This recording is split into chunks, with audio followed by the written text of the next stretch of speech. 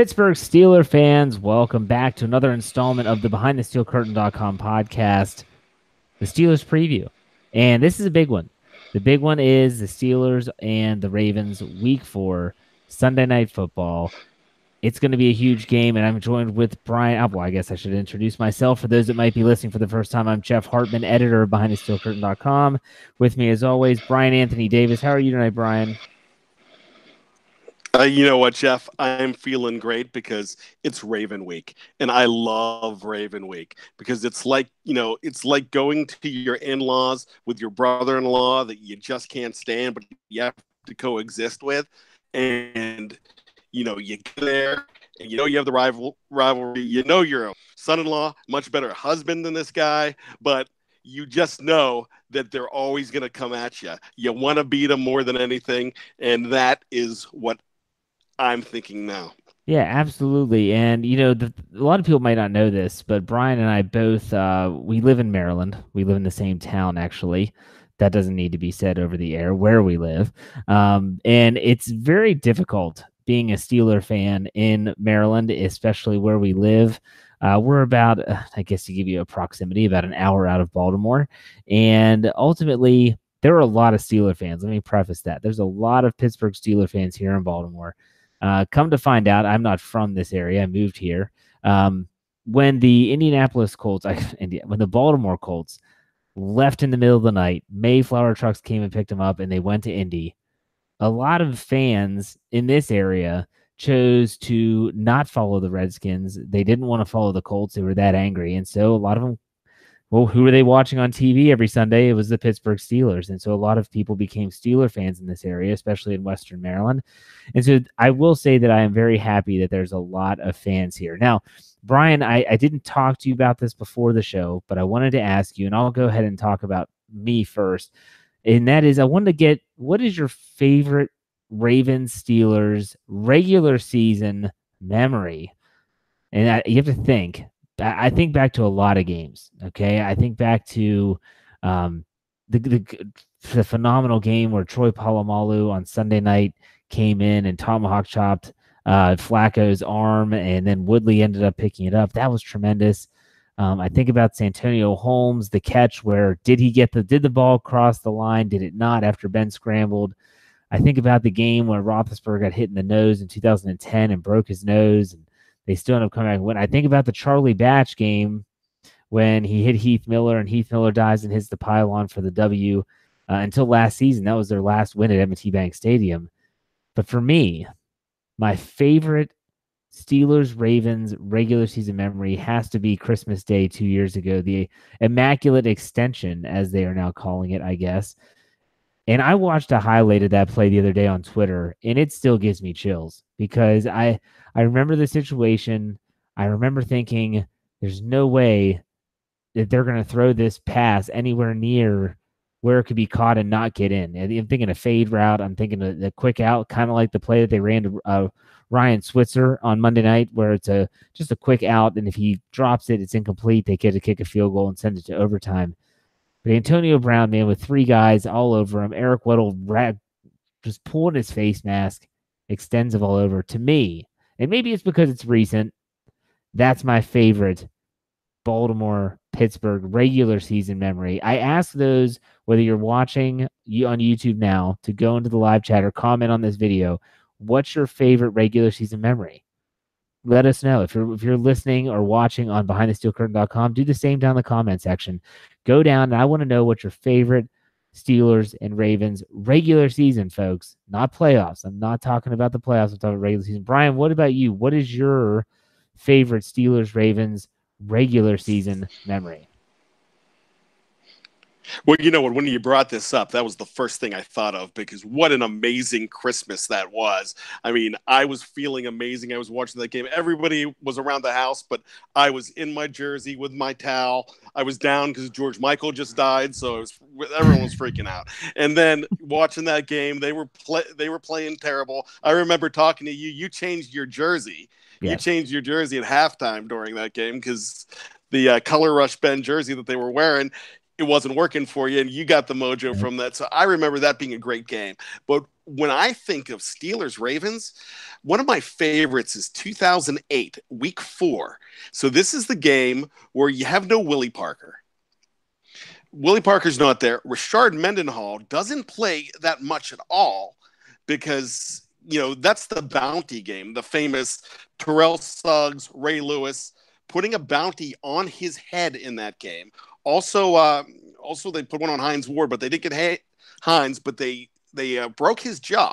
They broke Mendenhall's jaw, and he was out for the entire season in that game. So it came down to Mewelde Moore, and Mewelde carried the ball pretty well. But what happened in that game in the third quarter, there was a Santonio Holmes touchdown, and then Lamar Woodley, the defense, Harrison and Woodley broke through.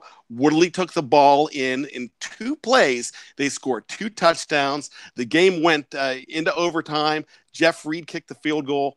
They win the game, and that was a huge game getting them to the Super Bowl. And they won the Super Bowl that year, and that was a huge Monday night game. They were stagnant the entire game.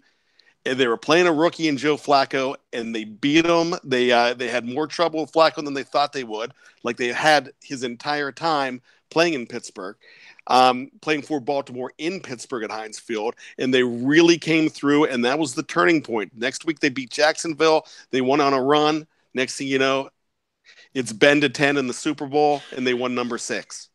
Yeah, what was the year? You brought up Mewelde Moore, and I thought immediately, for some reason, it's just the way my mind works. I start thinking about other backup running backs that have played a role, and immediately I think about Isaac Redman. What year was it that Isaac Redman caught that little screen pass, spun out of a tackle, and ended up scoring the game-winning touchdown? Do you remember that? Or it might not have been the game-winning score, but that was a huge turning point. Yeah, so that's 2010. That's the broken nose game. Okay, that's what I thought. If I'm not mistaken, and that's Palomalu. It was a Sunday night game in December, and that was a key. And that was a key game in getting them to the Super Bowl that year too, where they eventually lost to Green Bay. Yeah, absolutely. So you could go on. We could do an entire show just talking about memories between these two teams. On both sides, because if there's Ravens fans listening, they're thinking about the blowout on opening day. I can't remember what year that was, maybe 2009 or 2010. 11. It was September 11th, 2011. And it was a bloodbath. It was horrible. Ray Rice ran all over them. They'll talk about Bart Scott almost decapitating Ben Roethlisberger on that nasty, nasty hit. Both of these teams have gotten the best of each other, but let's talk about this Monday Night Football, Pittsburgh, Baltimore, in Pittsburgh at Heinz Field. I know that John Harbaugh was probably having a conniption because he always complains about having to play in Pittsburgh on primetime. So let's talk about key matchups here, Brian. You have the 1-1-1 Steelers going against the 2-1 Ravens. What are some matchups that you want to watch for? We'll list 3 apiece. Give me your top matchup. It doesn't have to be the most important, but one of the 3. You know what? Let me start with Joe Hayden against John Brown. Now, unless you play fantasy football the last couple of years, you probably don't know who John Brown is, but he did very well for the Arizona Cardinals. Came over as a free agent to Baltimore this year when they revamped that entire wide receiver core. And right now, he's their top playmaker. They're using him over the middle quite a bit. He has 12 catches, 2 touchdowns, and 222 yards, and he leads the team. And that's on a team with Michael Crabtree, who is not having a bad season himself, but Hayden established himself last week as a very indispensable player. We talk about Ben Roethlisberger being indispensable on the offense. I think it's safe to say that Hayden's existence on that team this week, on that defense, was the difference between a win and a loss, because without Joe Hayden, I don't think that defense holds up enough to go ahead and win that game. And I'll go as far as saying that Joe Hayden against Kansas City, that's a different ball game, because they're going to keep less Chiefs in the end zone at that point. So Hayden is going to lock down that side against John Brown. John Brown, like I said, goes across the middle. That's an opportunity for the Ravens to score, and he's also becoming a deeper threat for him too down the middle. So he could stretch the defense. Hayden needs to lock him down, and I think that's one that I'm definitely going to be looking at. Yeah, that's a good one. And you could probably say the entire secondary. I'm going to go a different route, and I'm going to say the Steelers front 7 versus the Baltimore Ravens in terms of getting to Joe Flacco. Now, this is not your grandfather's or even your father's Ravens team. They like to throw the football. You mentioned the revamped passing attack with Michael Crabtree and John Brown and Willie Snead, not to mention some of their tight ends are playing some really good football, and Hayden Hurst might make his debut on Sunday. I did not get to see the injury report today.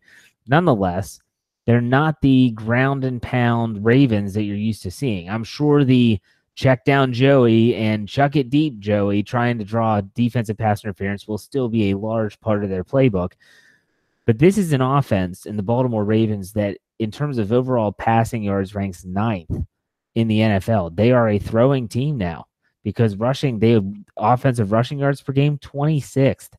All right, so they're not the team that wants to grind it out. They're looking to throw the football. It's in vogue through the entire league. It's what's trending right now is you want to throw the football. That's how you move it. And more good things can happen really than bad. So they need to get to Flacco. And if you watch the Denver Broncos game last Sunday, and I watched a lot of it, the Denver pass rush was able to get to Flacco. They were able to cause him to get out of the pocket. Now, the bad thing is that Flacco is actually done very, very well outside of the pocket. I don't have his passer rating in front of me, but I did see on Twitter, thanks to ESPN's NFL Matchup Twitter account, they posted that yards or passer rating outside the tackle box, and they listed like the top 8 quarterbacks in that area, and Joe Flacco was, I think, 3rd. So the Steelers, in terms of getting to Flacco, they need to keep him in the pocket. It sounds crazy because we're talking about Joe Flacco, but we've all seen it. When Flacco can burn you with his legs, he can get outside and make plays with his legs and with his arm on the run. When you pass rush, Bud Dupree's got to be disciplined. He can't run the arc and let Flacco get underneath, which seems to happen so many times. He needs to stay disciplined, push his tackle back into Flacco, force him to step up into the pocket, and that is where Cameron Hayward and Stephon Tuitt and either Dan McCullers or Javon Hargrave should be collapsing that pocket. They did that a couple times against Ryan Fitzpatrick. They looked good against Ryan Fitzpatrick, getting 13 quarterback hits and 3 sacks. They need to bring the pain on Joe Flacco. Brian, what's the next one for you? Well, for me, Jeff, I'm looking at the other side of the ball. And, it seems like this guy has been around forever.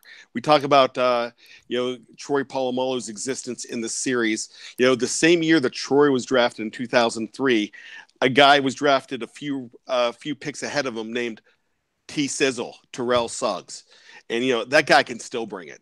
I mean, I can't stand the guy. I never could. But, that team respects him. I remember, just the other day, Ben Roethlisberger called him a first ballot Hall of Famer. I've remembered Mike Tomlin in the past calling him Cool and the Gang. That's how dangerous they think this guy is. This year, Jeff, he is still bringing it. He has 2.5 sacks, 7 tackles, a forced fumble. He's still bringing it. He's dangerous, and we saw the problems that JPP on Monday night gave Al Villanueva. And coming off that same side, Big Al has got to account for T-Sizzle. So Terrell Suggs coming, and we've seen him break Ben Roethlisberger's nose before. We've seen him just decimate that offense before in the past. And even as a 15-year vet going into actually his 16th season, he's still dangerous.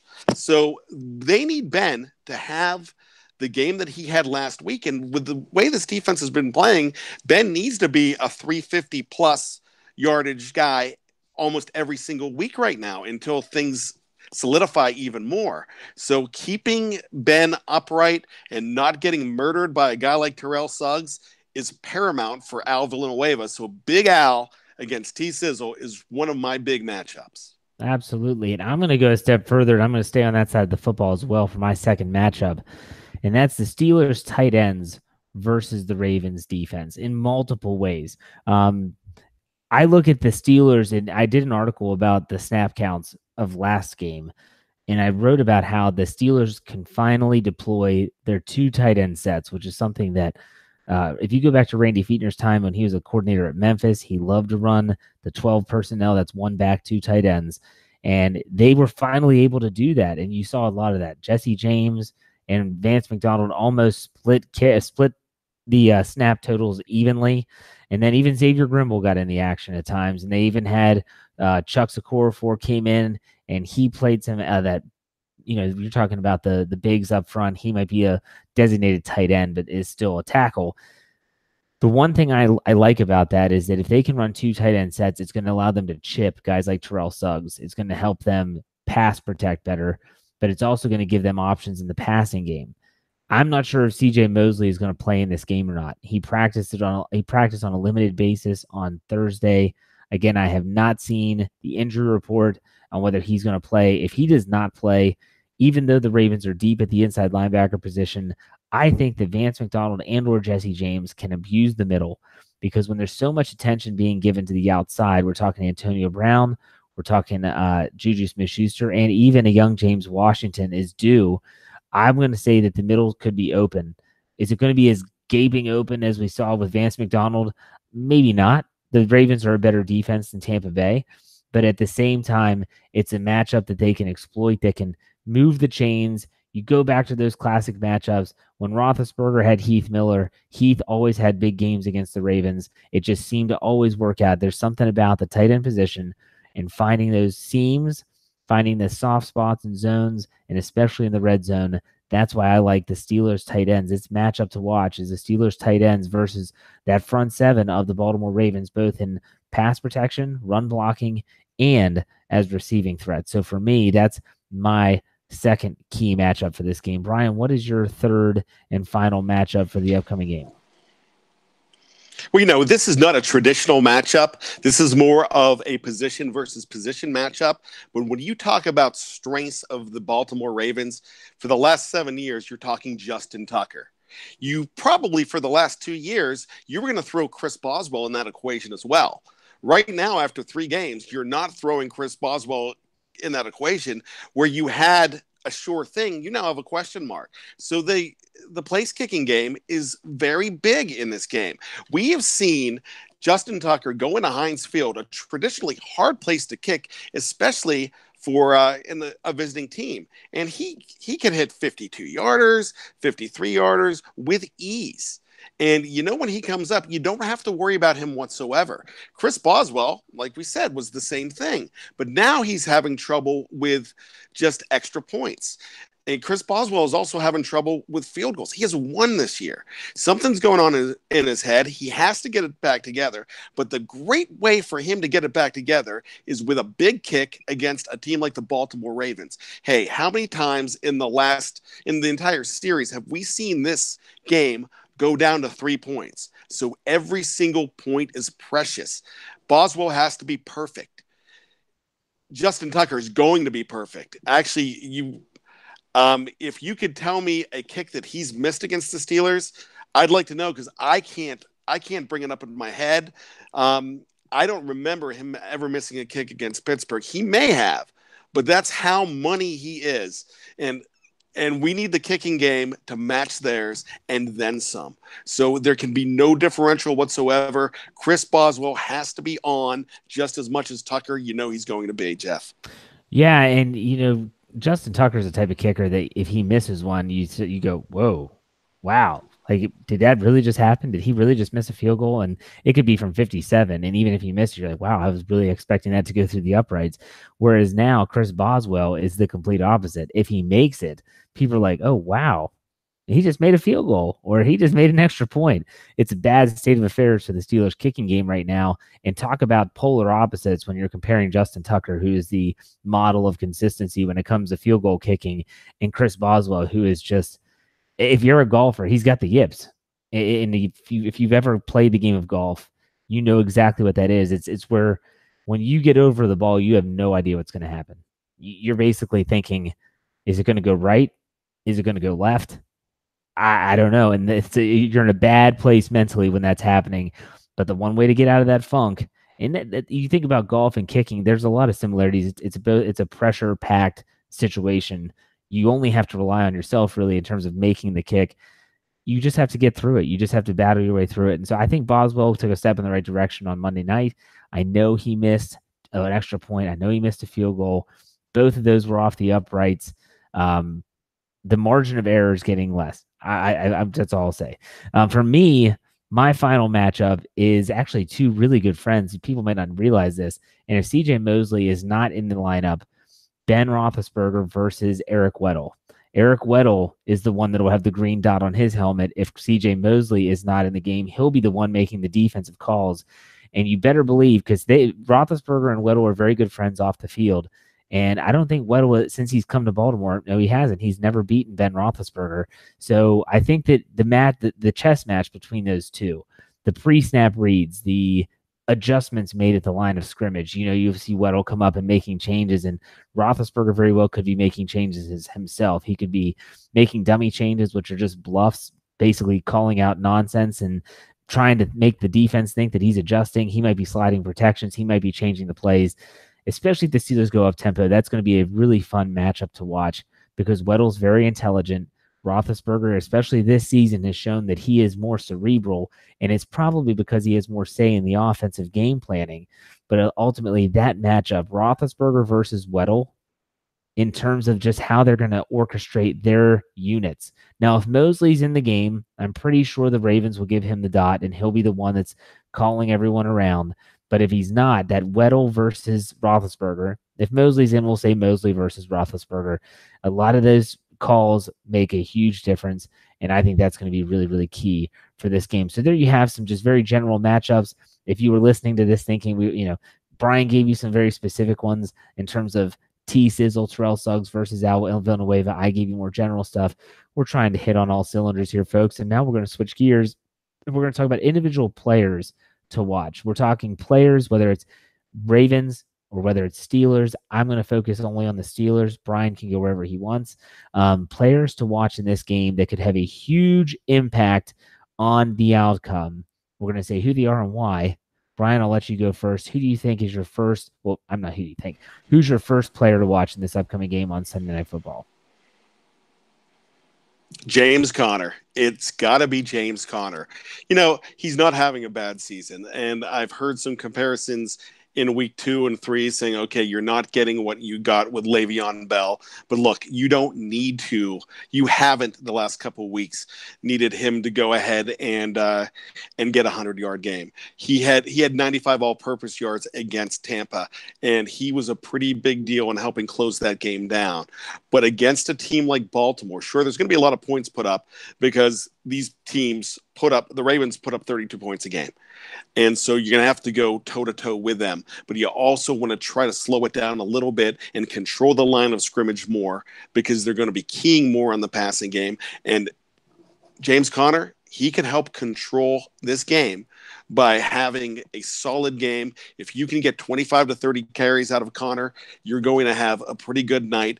It's going to help set up the pass a whole lot more. Now, it seems in the recent weeks they've been setting up the run with the pass, but I think they're going to want to get back to it against the Ravens with having the running game help set up that pass and keep them on their toes a whole lot more. And if they can do that, they're going to be a lot more successful. Absolutely. And you talked about Conner, and this was on our show last night. The Standard is a Standard when I did my show with Lance Williams. If you haven't listened to that, I do recommend you go back and listen. And it's not because I co-host the show. I think it's a very good show. I think it's very valuable. You're getting some good information. We asked the question because Le'Veon Bell always says, I'm a number 2 receiver. I want to be paid like a number 2 receiver and a top running back. We did the numbers, and so far, James Conner is averaging 5 receptions a game. And if he continues that pace, he would end the season with 80 receptions. And so our question was, will he have more receptions in 2018 than Bell did for the Steelers in 2017? And Bell finished with 85 receptions. So you have to think 5 receptions a game in this offense is not ridiculous. And having a game where he might have 7 or 8 isn't out of the realm of possibility either. I think that James Conner has proven that he can catch the ball, that he can check a lot of the boxes that Le'Veon Bell did. We want to see him. I want to see him gash the Ravens because that's what Le'Veon Bell did. If you go back to last year, it was week 4. I want to say it was he broke out against Kansas City, but he tortured the Ravens the following week, and he did it again at home at Heinz Field. That's what I want to see because ultimately I think that was Le'Veon Bell's calling card. kind of like Santonio Holmes back in his day. Santonio Holmes was a Ravens killer. Man, if you go back and listen to what we talked about at the beginning of the show with these past matchups, a lot of them were based around Santonio Holmes with a return or a great catch. And so, yeah, James Conner, I had him on my list. I was waiting to see if you were going to say him first, and you did. So for me, I'm going to go with a guy that's been missing since week 1, and that's TJ Watt. I don't know where he went. Where did TJ Watt go? Has anyone seen TJ Watt? Because I'd really like for him to show up at some point. It's not, to me, everyone says, oh, he gets flexed out a lot. A lot of people make a lot of excuses for TJ Watt and stuff like that. And that's fine. But for me, with TJ Watt, I need to see him dominate a few times against someone that's not the Cleveland Browns. All right, that's what I want to see, because the last 2 weeks they've played pretty decent offensive lines, really good passers, and the one common denominator between Mahomes and Fitzpatrick so far is the amount of how quick they get the ball out of their hands. They don't sit back there and hold onto the football a long time. Joe Flacco will hold onto the football a long time, especially if he's trying to press it down the field. So TJ Watt's got to step up, and he's got to step up in coverage. He's got to step up in the run stopping. He's been solid in run stopping. I don't want to say that. But as a pass rusher and in coverage, he has to step up his game. I'm waiting for that signature game. Everyone talks about his performance in week 1 last year and his performance in week 1 this year. What's the common denominator? The freaking Cleveland Browns is the common denominator. I want to see him step up in a big way. I'm talking that Joe Flacco forced fumble that he had at the end of last season. I want to see more of that against big games against good teams. So that's why I have TJ Watt as my first. Who's your second there, Brian? Yeah, Brian's repping the TJ Watt. Very good. That's he's rocking the jersey. You guys ever watch him on YouTube? I like that. That plays well. Now I got to get a James Conner because I just talked about him. Yeah. You know what? That's I agree with you on TJ Watt wholeheartedly.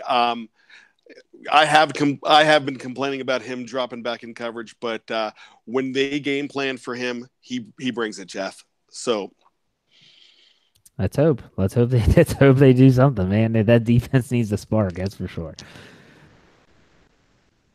So who's your next player to watch? Oh, the next player to watch. I'm going to go with Ryan Switzer. They like to, and he's also my fantasy sleeper here. I'm not trying to go ahead and step on the format here, but Switzer's the kind of guy that they want to go ahead, and Ben likes him already. Ben's found a cohesiveness with Ryan Switzer, and bringing him in, as that fourth receiver, he's made Justin Hunter completely irrelevant on that team. Everyone thought Hunter was going to be your number 4 guy, maybe even sneak up into the number 3 spot. But with Switzer being out there, they're finding new ways to use him as a runner, as on those quick slants. He's becoming a little Swiss Army knife for him. I know that was the nickname for Jalen Samuels. But this guy, Ryan Switzer, has become all-purpose. He reminds me of just like little guys that we've seen throughout the league the last few years that could really take over a ball game, and you just don't expect them to. But when Ben gets that rapport with somebody, like we've seen him get that rapport with Vance McDonald and other players, he really uses them. And once he gets that trust, they're going to become a weapon. And so with all the weapons that they have on this team, here's a guy that a defense is going to have to let him go. And they're not going to be keying on Ryan Switzer, but when he's in there, he's going to do something for you. So the more and more we go along in this season, you're going to see him as a bigger part of this offense. So right now, he's kind of a sleeper guy, but he's a guy that could be very dangerous to this team and jump out on the stat sheet. It's not going to be amazing. You're not going to see 10 catches for over 100 yards, but you're going to see him do something big. And as a kick returner, as a punt returner, PFF, Pro Football Focus, has him listed in the top 10 already as a return man. So he's getting it done on this team, and he's making a difference already.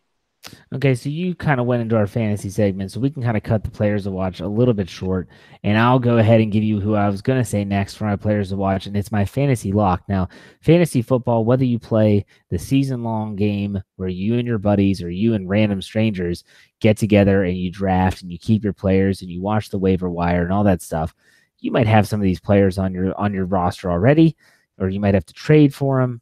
These players that are locks are typically not available on the waiver wire.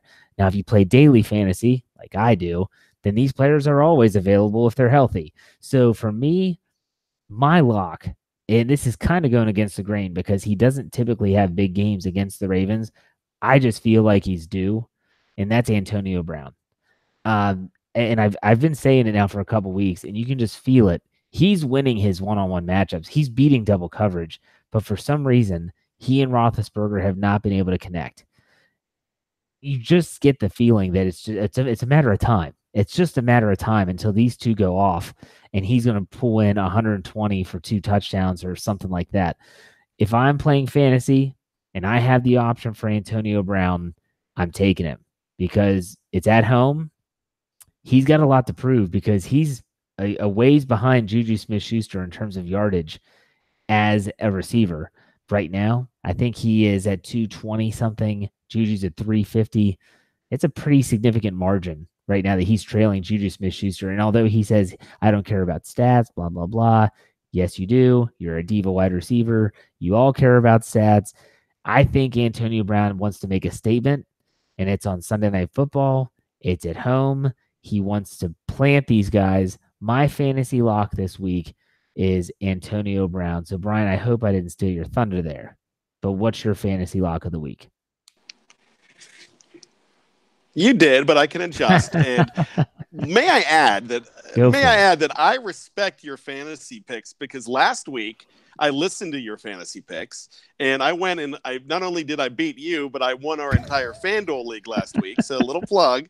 I was first place out of 10. Well, let me say, hey, hold on. Let me say if Kirk Cousins didn't crap the bed, I would have had a hell of a team. But he crapped the bed. Anyways, go ahead. But Vance McDonald was huge last week. You know what? I was looking at Juju being a lock this week. Juju's not really getting the touchdowns. He's getting the yards. He's still a great fantasy play. So you got to play a guy like Juju. But I'm going back to the well again, like I did 2 weeks ago. Jesse James. He's still going to, in a FanDuel league, in a daily league, when you have to go ahead and pick him up, you're going to get him for a budget of about $5,500 or somewhere around there where you can offset a high money guy with a guy like Jesse James. Ben hit Vance McDonald for that big epic play with a stiff arm last week, but he's still going to be looking towards Jesse James. Like you mentioned earlier on in the podcast, they're looking at 2 tight end sets. Somebody's going to be open, and Jesse has become so reliable to me that I'm thinking that I want to quote a Survivor song from 1985. I think the search is over for a tight end. I think you just go ahead and sign a guy like Jesse James next year. Bring him back. He's your tight end. Vance McDonald, if he stays healthy, he's your other tight end, and you keep it going. But this week, you're going to see a lot of Jesse James with Ben Roethlisberger. He's going to soften up the middle, and he's going to get open for a lot of big gains. I can actually see an 80 to 100-yard game out of Jesse James with one touchdown at least, and throwing about 8 catches. So you're gonna have a good stat line from Jesse James. I would play him. So you said that's your lock. Jesse James is your lock? Yeah, that's my lock this week. Holy crap! That sounds like a sleeper to me. But you already said your sleeper. I'll let you talk about him in a second in case people are just joining us live. I'll go ahead and say my sleeper, and it's someone that you mentioned as a key player to watch, and that's James Conner. Look, if you play daily fantasy like we do, James Conner's point is his value in terms of how much he costs has gone down as the weeks progress. He was very cheap before week 1. He blew up in week 1 against Cleveland. And after week 1, he was a very expensive player. But his production has gone down. So has the price for him. He's a player that I think like you mentioned, I think the Steelers are going to come into this game with the intent of we want to run the football. We want to establish the run. We don't necessarily want to rely on Roethlisberger throwing the ball 40, 50 times to win every game. You're hoping that they can sustain drives. They can attack quick if they have to, but they can also stretch out those drives that are, those 8-minute time consuming drives that are absolutely backbreakers. That's what I like about this Pittsburgh offense, by the way. Look at the end of the first half against Tampa Bay, a minute and some change. I'm thinking like minute 15, minute 17 at the most was on the clock, 3 timeouts. Beautiful drive. Roethlisberger goes 8 for 9, touchdown. They have those capabilities. They need to show now that they can just grind it out, get first downs, just like they did at the end of the game. I want this Steelers offense. If people are asking me, Jeff, what is your ideal Pittsburgh Steelers offense? It's that if everyone in the stadium knows what you're going to do and you can still go do it. That's my ideal Pittsburgh Steelers offense. And so for me, what they did in Tampa Bay in the fourth quarter at the end of the game was very impressive. Everyone knew they had to run the ball, and they did. I understand that Juju Smith-Schuster and Roethlisberger had that big connection, but when they needed a first down, it was James Conner who was busted through the line. I was happy to see that. James Conner is your sleeper. If you have him on your bench, you're not thinking he's going to do much, try maybe inserting him into a flex spot if you have him. That's where I would put him on a daily fantasy league if you have a flex option. As for my league that I set up that Brian's in, I did not put a kicker in. I put in an extra flex because no one likes kickers anyways, especially me with Chris Boswell. We have a bad relationship right now. But anyways, go ahead, Brian, and talk about your little water bug, Ryan Switzer, and why you think he actually is a good fantasy sleeper because, let's be honest, he's not touching the ball that much. You know what? I had premature prognostication a little bit ago with, and I kind of, went too early on Ryan Switzer. But you know what? I think this guy could go ahead and do some things. He's going to break one of these days, and a lot of leagues will give you points for any type of score. If it's a score from a kick return or a punt return, he's going to have one soon. I mean, I'm thinking the guy gets about 2 this year, Jeff. It's possible. Plus, Ben found him for the first touchdown. He's going to look towards him. Each week they're finding more ways to try to use him in practice, and he's an extra weapon that they have. So right now, Ryan Switzer, if you have to throw in a cheap guy, this might be a good week for it because this is a defense. This isn't, like you said earlier, this isn't your father's Ravens. This is a team that they give up a lot of points now. They also put up a lot of points now. This is a team this isn't the slobber knocker type defensive game that used to be 17-13 Pittsburgh and Baltimore. This is a game where you're going to see, like last year, what was it, 40-39? The week after on December 10th of last year. It was just a crazy game in Pittsburgh last year. They put up almost 80 points combined. You're going to see something like that. So you're going to see some opportunities for a guy like Ryan Switzer, the water bug, like you like to call him. I love that nickname for him. And, that's a guy that you can get cheap, and you're probably going to get some points this week. Yeah, and that's, if you want to go that route, I'm not touching that kid with a 10-foot pole in fantasy football, but that's just me. You can do whatever you want. I want to talk, we're getting ready to do our prediction segment, but before we do that, if you're watching live on YouTube, if you have questions that you want answered at the end of the show, leave them in the live chat. I've got it up here on my phone. I'm checking it. And as I was scrolling through some of the comments earlier, our good friend, my co-host on the on 2 other shows, the post-game show and the Standards of Standard, Lance Williams, chimed in with a very, very good point. Kudos to him. Tip of the cap, my brother. And that is special teams, and that the Ravens have had 2 punts blocked already. And so maybe you can see the Steelers going after one. I like that. I like that a lot in terms of John Gruden. I like that guy. So let's go down to some predictions. Let's talk about who we think is going to win, who we think is going to lose. But let me give you some team statistics first, just to kind of wrap your head around things if you're not really familiar with the Ravens. Offensively, let's go down some rankings. Offensive yards per game, the Ravens rank 13th. Offensive points per game, they rank 5th. They're scoring a lot of points. Offensive rushing, yards per game, 26th. Offensive passing yards per game, 9th. Now let's go to the defensive side of the football. Defensive yards per game, they're first in the NFL. Passing yards per game, they're second. And rushing yards per game, 13th. So this is crazy. Okay, they're not running the ball well, 26th ranked in the NFL, and they're not stopping the run well, giving up 103.7 yards per game. However, they're keeping people out of the end zone.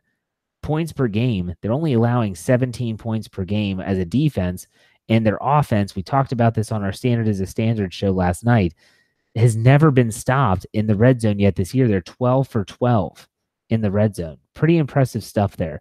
But Bryan, I'm going to go ahead and toss it to you and give me your prediction and how you see this game playing out.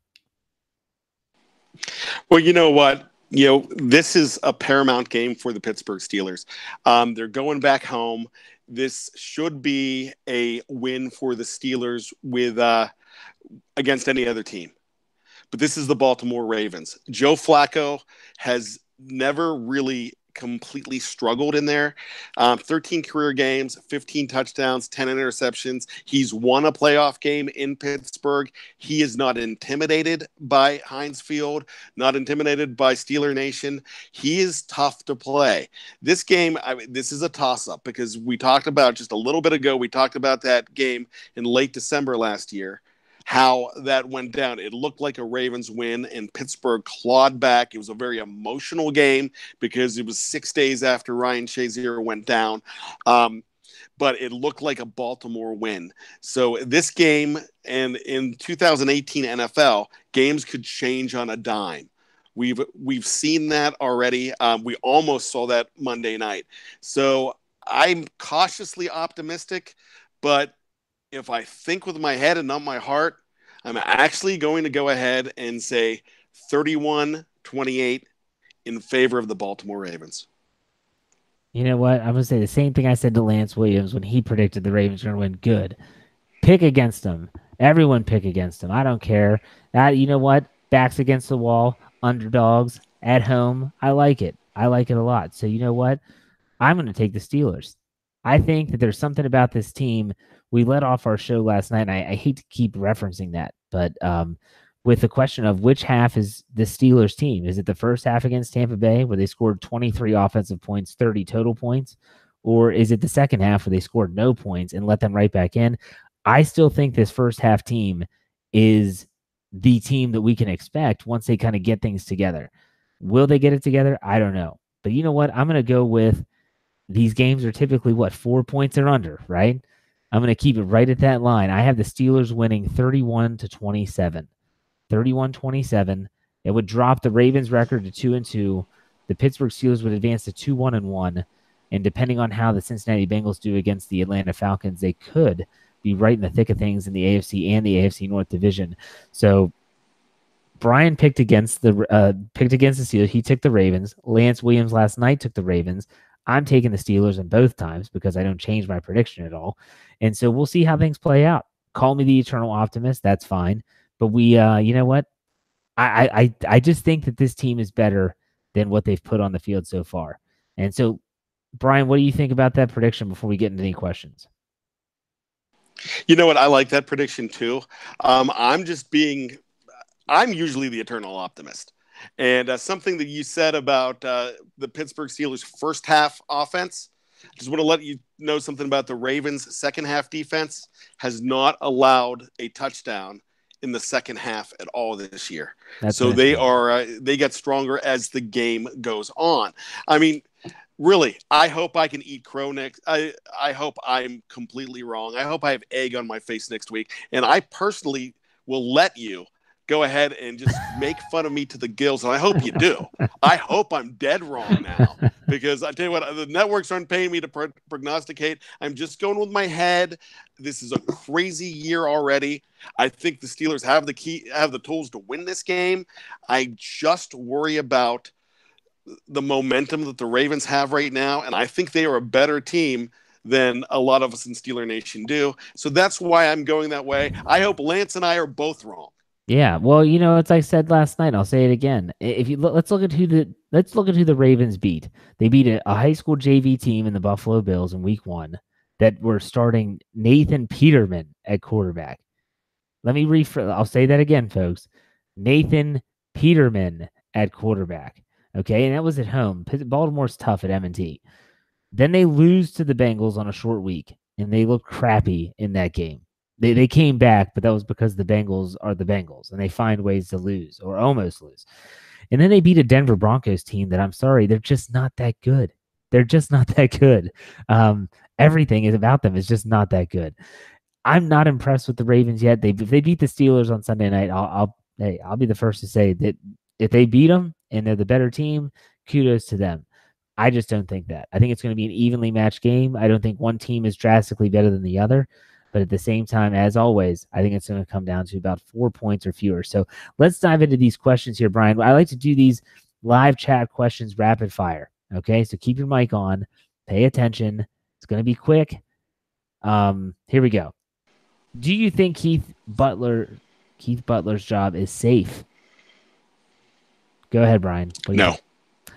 I don't think so. No, either. I do not. I don't think so either. Do you think he could be fired in season? No, I do not. Okay, I agree with that. I don't think it's safe, but not during the season. I agree. Okay, who will win the cornerback 2 battle? This is typically, from what we've understand, is between Cody Sensabaugh, Cameron Sutton, and Artie Burns. I think Cam Sutton's the guy there. That's right now. He's your best bet. Artie's he's snake bitten.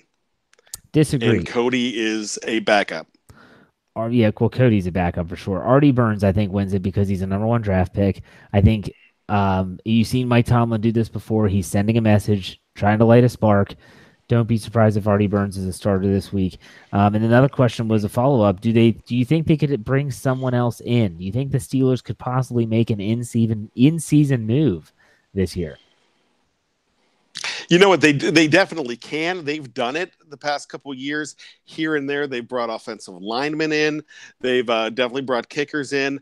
They could go ahead and do it. I mean, hey, they're getting $855,000 back every single week with Le'Veon Bell, so they're going to have the room to bring somebody in. I just don't know who is on their couch right now that's good enough to come in and play. You're right, and I don't think there is anyone out there that's worthy of them bringing in right now. So unless there's an injury, I think they stay put. I don't think they're actually going to do anything. We had a question about what's up with number 92, the rookie. That's obviously outside linebacker Ola Adeniyi. He is on injured reserve. He cannot come back until week 6, I think. Is it 6 or 8, Brian? I believe it is week 6. Okay. I think he has to stay out week 7. I think he has to stay out 6 weeks. All right, another question from Lance Williams out there watching. How will the Steelers get pressure on Joe Flacco on Sunday night? You know, Bud Dupree really needs to bring it, and his stat line is not as bad as you would think with 5 QB hits, 2 sacks, 2 pass deflections, and an interception, a forced fumble. But like you mentioned before, he overruns it. So if you can get him from not overrunning Flacco, he could get pressure. And you also mentioned you got to have a guy like TJ Watt step up, but coming from the middle, John Bostic is doing more and more each week. And if you bring him in, he could make a little bit of an impact. In my opinion, if the Steelers are going to get to Flacco, it's going to be because of 2 players. Cam Hayward, Stephon Tuitt. Because if they're not... And I knew you were going to say that. If they're not getting interior pressure, it's not going to matter. It's not going to matter. It's not just Joe Flacco. It's not going to matter against the majority of the quarterbacks in the league because they're going to be able to step up. They're going to be able to maneuver their way through the pocket, and it's not going to be difficult. Because, like I said, if Bud Dupree runs up the arc over and over again, it's an easy lane. We saw Aaron Rodgers in the preseason just abuse him with his legs. So there you go. I think if they're going to get pressure, has to be with those 2. Tuitt's got to play better. He hasn't played well yet, in my opinion. Here we go. Lance Williams says, do we think Joey Porter will be fired at the end of the year? You know, I don't think so. I think they're married to Joey for some reason. I'm going to say that if an outside linebacker doesn't sniff double-digit sacks and you just don't see the development happening even more so than we already have, I think he could be gone. I think he's one of those coaches that it was kind of like Carnell Lake last year where they might have, said, yeah, we're keeping an eye on you this year. If you don't kind of turn it around, could be gone. I think that, yeah. So here we go. Another question. Does Chris Boswell miss another kick on Sunday? He better not. If he wants to keep his job, he better not. And let me tell you something, Jeff. 3 years ago, Chris Boswell got, 2 years ago, I believe. No, it was 3. Chris Boswell got his job because week 4 on a prime time, it was a Thursday night game, but a primetime game against the Baltimore Ravens, Josh Scobie wet the bed. And Yeah. that's why Chris Boswell is in Pittsburgh. They are not they're not going to wait too much longer. I know Tomlin came out and said he's our guy, he's our kicker, but I don't care what you paid him in the offseason. It's a key position. We've seen him do it before with Todd Peterson going to Jeff Reed. We saw it with Scobie going to Boswell. And then we saw it with Jeff Reed losing his job to Sean Sweezum back in 2010. And so those were all playoff seasons too, where those guys came in and did well. So you can see it happen. So the answer to your question, the question was, will he miss a kick on Sunday? Yes or no? No, he's not going to. I don't think he does either. But he better not. Right. You don't miss, in my opinion, you don't miss 3 kicks all year and then just suck all of a sudden. It just doesn't happen, especially Scobie coming from Jacksonville to Pittsburgh.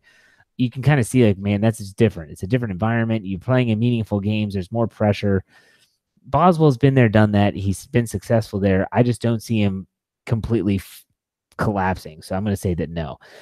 Here we go. Do they pick up Artie Burns' 5th-year option after this year? That's going to be a very talked about question as the year progresses. That might depend on how well Bud Dupree does. But you know what? My gut is actually saying no. Especially if they get burnt with Bud. And I know that's 2 completely different positions. But, they bringing back Bud. But they have some options at the corner position. And I think they're going to draft high at corner again. If you still have Joe Hayden around next year, which kind of expect to, no, I don't think they're going to if he continues having the problems that he's having. As we're talking about this right now in the live chat, everyone's saying no, no, no. I think if we would have talked about this a year ago and said, are they going to pick up Bud Dupree's option? Everyone would be saying no, no, no. And what happened? Yes, yes, yes. He was signed because the Steelers don't like to admit that they whiffed on a first-round pick, even though they did twice, back to back. And El Busto, Jarvis Jones. Let's not forget about that guy. So they don't have the best pedigree in the first round when picking defenders, but still, there you go. The questions seem to have run dry, and that's fine because I thought this was a good show. I hope that what we gave you tonight is just a little bit of insight on the Ravens and Steelers this upcoming game because it is different. There was a time where when you say, okay, let's get ready for Steelers-Ravens, everyone would say, okay, get ready for a 10-7 game, or let's get ready for 9-6. And it's just not that way anymore. And that's kind of jiving with the entire NFL. So there's a lot to talk about. There's a lot to digest. And I hope that you all enjoyed the show. I hope you keep watching. It is what it is. I hope the Steelers win. I hope they play well. And it's going to be a good game. Bryan, what are your final thoughts here before we send it off for the evening? You know what? No matter how this game shapes up, it is going to go down as one of the better games in this rivalry. These are 2 teams that are primed for each other. They play better when they play against each other. And, you could throw out record books. I know the records are close, but it just doesn't matter. It's Steelers, it's Ravens, it's Yankees, Red Sox to me. It's one of the great rivalries. It's becoming Penguins, Capitals, if you want to go ahead and put it there. But if you even want to, throw in a hockey comparison, it's going to be Penguins Flyers just for the fact that they're going to beat each other up. This is going to be a physical game. It's not going to be pretty, but it is going to go down to the end. And you're going to hear Al Michaels and Chris Collinsworth talking about how they had another beauty on Sunday Night Football.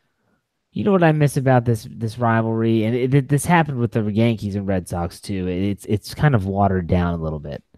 you hear players talking about, we respect these guys and blah, blah, blah. He's a first ballot Hall of Famer. Man, you know what I miss? I miss Heinz Ward, cheap shotting Ed Reed right in the flipping mouth is what I miss. You know what else I miss? I miss Joey Porter going on the team bus trying to go after Ray Lewis. That's what I miss. I miss the anger that these two teams brought out in each other because you know where that went? It went to Cincinnati. And it's at Cincinnati, really? Like Cincinnati and the Steelers hate each other. The Baltimore Ravens and Steelers used to hate each other. Now that's all we're chummy, and it's come on, man. This is AFC North football. Well, this is Steelers Ravens. Give me a freaking break. I want to see these guys going out killing each other because that's what makes the rivalry great. I agree with you wholeheartedly, but we ran about 2 years ago. We had a rate your hate in the between Baltimore and Cincinnati, and it came out right at the same time that when the Vontaze Burfict stuff was happening, and when he was just terrorizing Pittsburgh, and Pittsburgh fans were hating more, and the consensus was the fact that we hate Cincinnati so much more than we do Baltimore. In fact, we have a healthy respect, and this is fans saying it. And I looked at Baltimore did the same exact thing at the same time because right after Burfict had a cheap shot, they had one of their tight ends. It might have been Max Williams that just got completely plastered the next week by Burfict, and they were in the same boat. And so when we talk about living in Maryland, and I talk to Ravens fans all the time, I say the same joke every single time. I say, what do Steeler fans and Raven fans have in common? We both hate Cincinnati, and that's where it's gone to. But trust me, they strap those helmets on. They go up against each other. There's no love lost for 60 minutes. Michael Crabtree has never played in this rivalry. He's already chiming in on what this rivalry means for a guy coming in. So I agree with you that the animosity is not there, but it could come back in a heartbeat. And I think something's going to make it come back, just like Steve Smith almost made it come back just a year or two ago. Yeah, Mike Mitchell tried, but he's an idiot. And yeah, I that's not a good representation. Where's the Rashard Mendenhall broken scapula by Ray Lewis in his first game as a rookie? Like that's what this used to be. He broke his scapula. It was a scapula. I'm sorry, I said jaw earlier on. It was scapula. Thank you. Scapula. This was compared to when he broke his scapula. Doctor said you normally see this in car accidents. Not in football games. That's incredible. That's what this used to be. And that was a bounty.